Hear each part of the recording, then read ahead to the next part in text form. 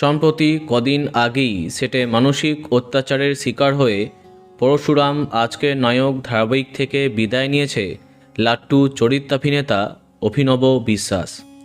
দীর্ঘদিনের মানসিক নির্যাতন আর সহ্য করতে পারেনি এই ক্ষুদে শিল্পী। পুরো ঘটনায় অভিযুক্ত পরশুরাম আজকের নায়ক ধারাবাহিকের নায়িকা তৃণা সাহা। ক্ষুদে অভিনেতার অভিযোগ, বারংবার বারণ করা সত্ত্বেও তাকে টার্গেট করা বন্ধ করা হয়নি।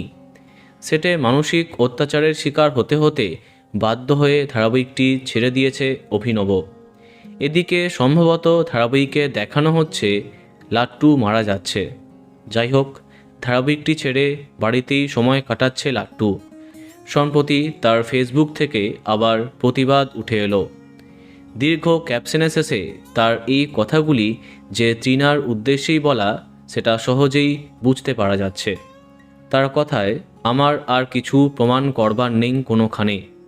যদি রোজ আমাকে সবার সঙ্গে মেপে কথা বলতে হয়, বড়রা যাই বলুক আমার সামনে, যত নোংরা, কদর্য, ঘৃণ্য হয় হোক, আমাকে থাকতে হবে পরিষ্কার। কেউ নেবে না আমার মনের দায়। শুধু আঙুল তুলে চিৎকার করে বলবে আমি খারাপ, তাহলে বলবো আমি এখন ভালো আছি। যদি বাড়িতে শেখানো হয় সুবুদ্ধি, কিন্তু বাড়ির বাইরে বেরিয়ে দেখি কাজে লাগে ঠিক উল্টোটা, তাহলে বলবো আমি এখন ভালো আছি। অন্যদিকে তৃণা এই বিষয়ে এখনও অবধি কোনো মন্তব্য করেননি। তো বন্ধুরা, এ বিষয়ে তোমার কি মন্তব্য কমেন্টে জানাতে পারো। আর এই রকমই আরও অনেক ভিডিও পেতে সাবস্ক্রাইব কারেন্ট বস। ধন্যবাদ।